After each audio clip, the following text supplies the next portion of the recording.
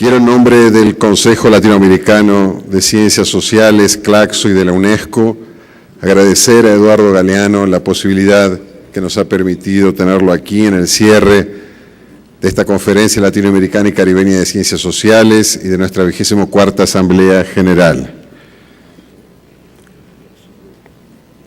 Voy a pasarle la palabra a Emir Sader, secretario ejecutivo de CLACSO, para que haga, si es que eso es posible, una breve presentación de Eduardo. Bueno, un minuto para decir que después de tantas conferencias, tantos grupos de trabajo, discusiones, debates, tenemos derecho de un regalo, y el mejor de los regalos que nos podemos dar, el mejor de nuestros escritores.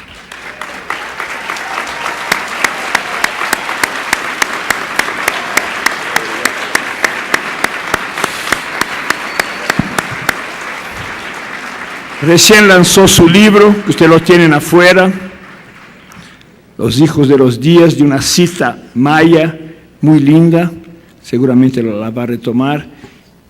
Y aquí está Eduardo, con sus días, sus sueños, nuestros días y nuestros sueños. Gracias, Eduardo.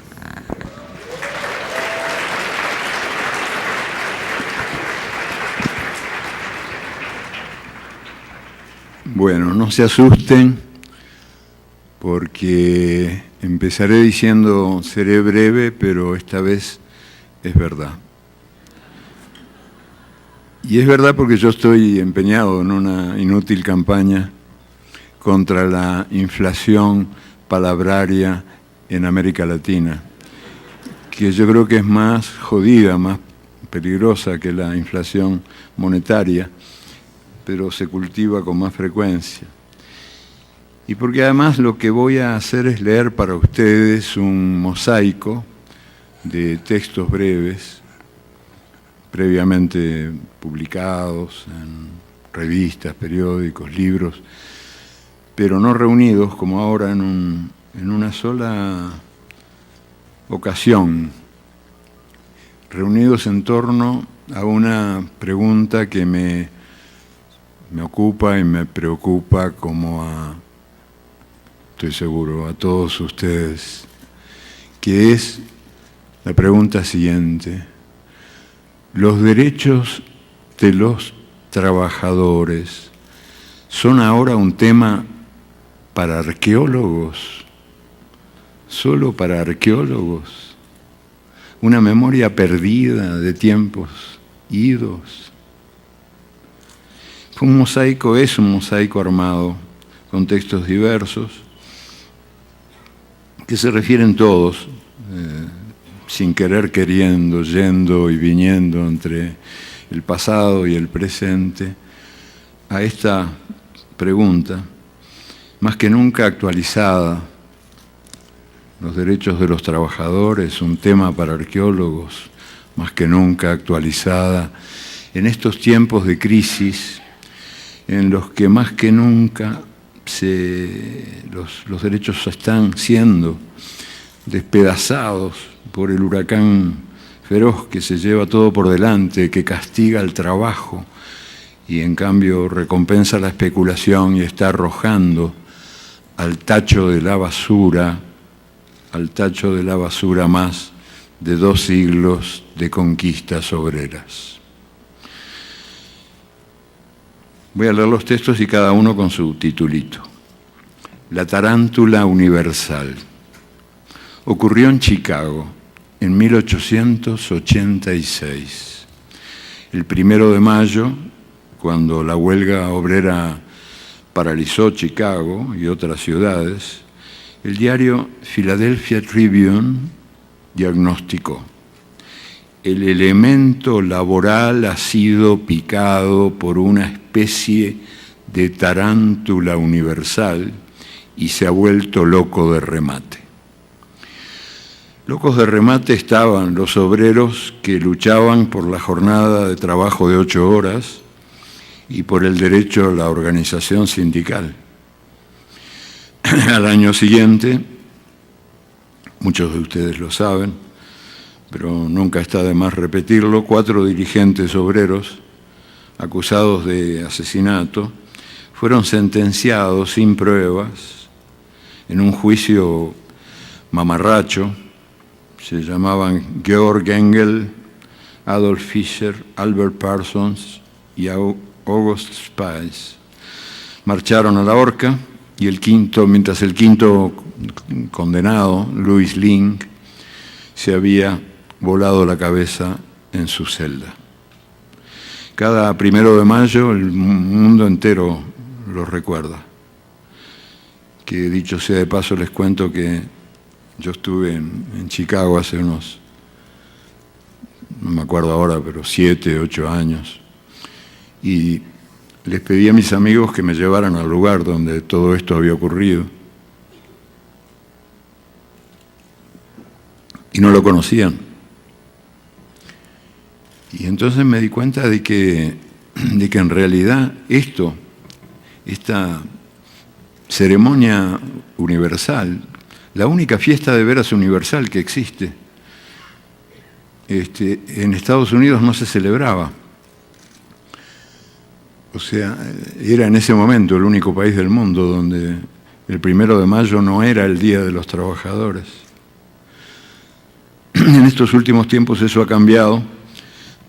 Recibí hace poco una carta muy jubilosa de esos mismos amigos contándome que ahora había en ese lugar un monolito que recordaba a estos héroes del sindicalismo y que las cosas habían cambiado y que se había hecho una manifestación de cerca de 1 millón de personas en su memoria por primera vez en la historia. Y la carta terminaba diciendo: ellos te saludan. Al año siguiente, sigo con la lectura. Cada 1 de mayo el mundo entero recuerda a esos mártires y con el paso del tiempo las convenciones internacionales, las constituciones y las leyes les han dado la razón. Sin embargo, las empresas más exitosas siguen sin enterarse. Prohíben los sindicatos obreros y miden las jornadas de trabajo con aquellos relojes derretidos de Salvador Dalí. Una enfermedad llamada trabajo. En 1714 murió Bernardino Ramazzini. Él era un médico raro, un médico rarísimo, que empezaba preguntando: ¿en qué trabaja usted? A nadie se le había ocurrido que eso podía tener alguna importancia. Su experiencia le permitió escribir el primer tratado de medicina del trabajo, donde describió una por una las enfermedades frecuentes en más de 50 oficios. Y comprobó que había pocas esperanzas de curación para los obreros que comían hambre, sin sol y sin descanso, en talleres cerrados, irrespirables y mugrientos. Mientras Ramazzini moría en Padua, en Londres nacía Percival Pott. Siguiendo las huellas del maestro italiano, este médico inglés investigó la vida y la muerte de los obreros pobres. Y entre otros hallazgos, Pott descubrió por qué era tan breve la vida de los niños desollinadores. Los niños se deslizaban desnudos por las chimeneas de casa en casa y en su difícil tarea de limpieza respiraban mucho hollín. El hollín era su verdugo. Desechables. Más de 90 millones de clientes acuden cada semana a las tiendas Walmart. Sus más de 900.000 empleados tienen prohibida la afiliación a cualquier sindicato. Cuando a alguno se le ocurre la idea, pasa a ser un desempleado más. La exitosa empresa niega sin disimulo uno de los derechos humanos proclamados por las Naciones Unidas, la libertad de asociación. Y más, el fundador de Walmart, Sam Walton, recibió en 1992 la Medalla de la Libertad, una de las más altas condecoraciones de los Estados Unidos. 1 de cada 4 adultos norteamericanos y 9 de cada 10 niños engullen en McDonald's la comida plástica que los engorda. Los trabajadores de McDonald's son tan desechables como la comida que sirven. Los pica la misma máquina. Tampoco ellos tienen el derecho de sindicalizarse. En Malasia, donde los sindicatos obreros todavía existen y actúan, las empresas Intel, Motorola, Texas Instruments y Hewlett Packard lograron evitar esa molestia. El gobierno de Malasia declaró Union Free, libre de sindicatos, el sector electrónico. Tampoco tenían ninguna posibilidad de agremiarse las 190 obreras que murieron quemadas vivas en Tailandia en 1993, en el galpón trancado por fuera donde fabricaban los muñecos de Sesame Street. Bart Simpson, la familia Simpson y los Muppets. En sus campañas electorales del año 2000, los candidatos Bush y Gore coincidieron en la necesidad de seguir imponiendo en el mundo el modelo norteamericano de relaciones laborales. Nuestro estilo de trabajo, como ambos lo llamaron, es el que está marcando el paso de la globalización que avanza con botas de 7 leguas y entra hasta en los más remotos rincones del planeta. La tecnología, que ha abolido las distancias, permite ahora que un obrero de Nike o Nike en Indonesia tenga que trabajar 100.000 años para ganar lo que gana en un año, 100.000 años para ganar lo que gana en un año un trabajador de su empresa en los Estados Unidos. Es la continuación de la época colonial, en una escala jamás conocida. Los pobres del mundo siguen cumpliendo su función tradicional. Proporcionan brazos baratos y productos baratos, aunque ahora produzcan muñecos, zapatos deportivos, computadoras o instrumentos de alta tecnología, además de producir, como antes, caucho, arroz, café, azúcar y otras cosas malditas por el mercado mundial. Desde 1919 se han firmado 183 convenios internacionales que regulan las relaciones de trabajo en el mundo. Según la Organización Internacional del Trabajo, de esos 183 acuerdos, Francia ratificó 115, Noruega 106, Alemania 76 y los Estados Unidos 14. El país que encabeza el proceso de globalización solo obedece sus propias órdenes. Así garantiza suficiente impunidad a sus grandes corporaciones, lanzadas a la cacería de mano de obra barata y a la conquista de territorios que las industrias sucias pueden contaminar a su antojo. Paradójicamente, este país que no reconoce más ley que la ley del trabajo, no reconoce más ley que la ley del trabajo fuera de la ley, es el que ahora dice que no habrá más remedio que incluir cláusulas sociales y de protección ambiental en los acuerdos de libre comercio. ¿Qué sería de la realidad, no? ¿Qué sería de ella sin la publicidad que la enmascara? Estas cláusulas son meros impuestos que el vicio paga a la virtud, con cargo al rubro relaciones públicas, pero la sola mención de los derechos obreros pone los pelos de punta a los más fervorosos partidarios, abogados, del salario de hambre, el horario de goma y el despido libre. Desde que Ernesto Zedillo dejó la presidencia de México, pasó a integrar los directorios de la Union Pacific Corporation y del consorcio Procter & Gamble, que opera en 140 países. Además, encabeza una comisión de las Naciones Unidas y difunde sus pensamientos en la revista Forbes. En idioma tecnocratés, se indigna contra lo que llama la imposición de estándares laborales homogéneos en los nuevos acordes comerciales.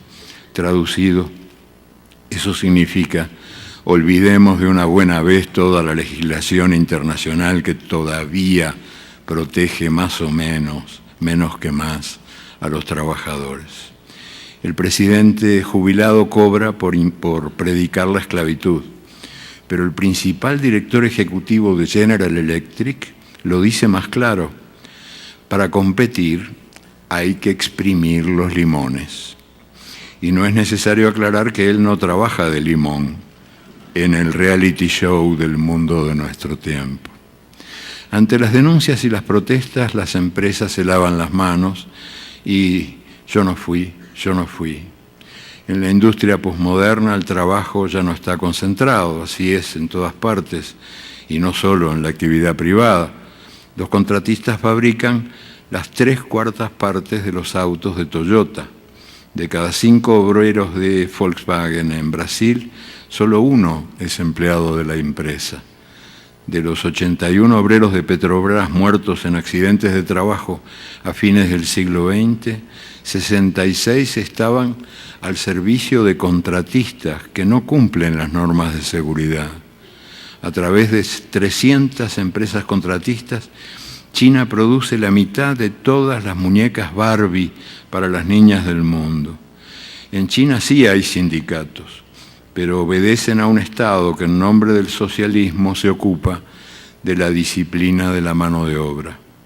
Nosotros combatimos la agitación obrera y la inestabilidad social para asegurar un clima favorable a los inversores, explicó Bo Xilai, alto dirigente del Partido Comunista Chino. El poder económico está más monopolizado que nunca, pero los países y las personas compiten en lo que pueden. A ver quién ofrece más a cambio de menos, a ver quién trabaja el doble a cambio de la mitad. A la vera del camino están quedando los restos de las conquistas arrancadas por tantos años de dolor y de lucha. Las plantas maquiladoras de México, Centroamérica y el Caribe, que por algo se llaman sweatshops, talleres del sudor, crecen a un ritmo mucho más acelerado que la industria en su conjunto. 8 de cada 10 nuevos empleos en la Argentina están en negro, sin ninguna protección legal. 9 de cada 10 nuevos empleos en toda América Latina corresponden al llamado sector informal, un eufemismo para decir que los trabajadores están librados a la buena de Dios. La estabilidad laboral y los demás derechos de los trabajadores serán de aquí a poco un tema para arqueólogos, no más que recuerdos de una especie extinguida. En el mundo al revés, la libertad oprime. La libertad del dinero exige trabajadores presos de la cárcel del miedo, que es la más cárcel de todas las cárceles. El Dios del mercado amenaza y castiga, y bien lo sabe cualquier trabajador en cualquier lugar. El miedo al desempleo, que sirve a los empleadores para reducir sus costos de mano de obra y multiplicar la productividad, es hoy por hoy la fuente de angustia más universal de todas las angustias. ¿Quién está a salvo? ¿Quién está a salvo del pánico de ser arrojado a las largas colas de los que buscan trabajo? ¿Quién no teme convertirse en un obstáculo interno, para decirlo con las palabras del presidente de la Coca-Cola, que explicó el despido de miles de trabajadores diciendo que hemos eliminado los obstáculos internos? Y en tren de preguntas la última: ante la globalización del dinero, que divide el mundo en domadores y domados, ¿se podrá internacionalizar la lucha por la dignidad del trabajo? Menudo desafío. Un raro acto de cordura. En 1998 Francia dictó la ley que redujo a 35 horas semanales el horario de trabajo. Trabajar menos, vivir más. Tomás Moro lo había soñado en su utopía, pero hubo que esperar 5 siglos para que por fin una nación se atreviera a cometer semejante acto de sentido común. Al fin y al cabo, ¿para qué sirven las máquinas si no es para reducir el tiempo de trabajo y ampliar nuestros espacios de libertad? ¿Por qué el progreso tecnológico tiene que regalarnos desempleo y angustia? Por una vez al menos hubo un país que se atrevió a desafiar tanta sinrazón. Pero, poco duró la cordura. La ley de las 35 horas murió a los 10 años. Este inseguro mundo, algo sobre la inseguridad. Hoy, digamos que hoy, está escrito el abril 28, el 28 de abril, Día de la Seguridad en el Trabajo. Día de la Seguridad en el Trabajo. Vale la pena advertir que no hay en el mundo nada más inseguro que el trabajo. Cada vez son más y más los trabajadores que despiertan cada día preguntando: ¿cuánto sobraremos? ¿Quién me comprará? Muchos pierden el trabajo y muchos pierden, trabajando, también la vida. Cada 15 segundos muere un obrero asesinado por eso que llaman accidentes de trabajo. La inseguridad pública es el tema preferido de los políticos que desatan la histeria colectiva en cada elección. Peligro, peligro, proclaman. En cada esquina acecha un ladrón, un violador, un asesino. Pero esos políticos jamás denuncian que trabajar es peligroso. Y es peligroso cruzar la calle, porque cada 25 segundos muere un peatón, asesinado por eso que llaman accidentes de tránsito. Y es peligroso comer, porque quien está a salvo del hambre puede sucumbir envenenado por la comida química. Y es peligroso respirar, porque en las ciudades, en las grandes ciudades, el aire puro es, como el silencio, un artículo de lujo. Y también es peligroso nacer, porque cada 3 segundos muere un niño que no ha llegado vivo a los 5 años de edad. Una historia real, para acabar, que se me fue la mano me parece, con las teorías, ¿sí? Un par de cosas así que tengan más que ver con la realidad de carne y hueso, como la historia de Maruja. El 30 de marzo, Día del Servicio Doméstico, no viene mal contar la breve historia de una trabajadora de uno de los oficios más ninguneados del mundo. Maruja no tenía edad. De sus años de antes nada decía. De sus años de después nada esperaba. No era linda, ni fea, ni más o menos. Caminaba arrastrando los pies, empuñando el plumero o la escoba o el cucharón. Despierta, hundía la cabeza entre los hombros. Dormida, hundía la cabeza entre las rodillas. Cuando le hablaban, miraba el suelo, como quien cuenta hormigas. Había trabajado en casas ajenas desde que tenía memoria. Nunca había salido de la ciudad de Lima, nunca. Mucho trajinó, de casa en casa, y en ninguna se hallaba. Por fin encontró un lugar donde fue tratada como si fuera persona. A los pocos días se fue. Se estaba encariñando. Desaparecidos. Agosto 30, Día de los Desaparecidos.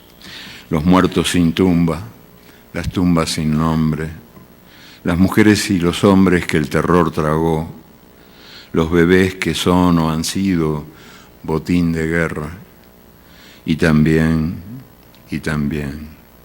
los bosques nativos, las estrellas en la noche de las ciudades, el aroma de las flores, el sabor de las frutas, las cartas escritas a mano, los viejos cafés donde había tiempo para perder el tiempo, el fútbol de la calle, el derecho a caminar, el derecho a respirar, los empleos seguros, las jubilaciones seguras, las casas sin rejas, las puertas sin cerradura, el sentido comunitario y el sentido común. El origen del mundo, para terminar. Hacía pocos años que había terminado la Guerra Española y la cruz y la espada reinaban sobre las ruinas de la República. Uno de los vencidos, un obrero anarquista, recién salido de la cárcel, buscaba trabajo. En vano revolvía cielo y tierra. No había trabajo para un rojo. Todos le ponían mala cara, se encogían de hombros, le daban la espalda. Con nadie se entendía, nadie lo escuchaba. El vino era el único amigo que le quedaba.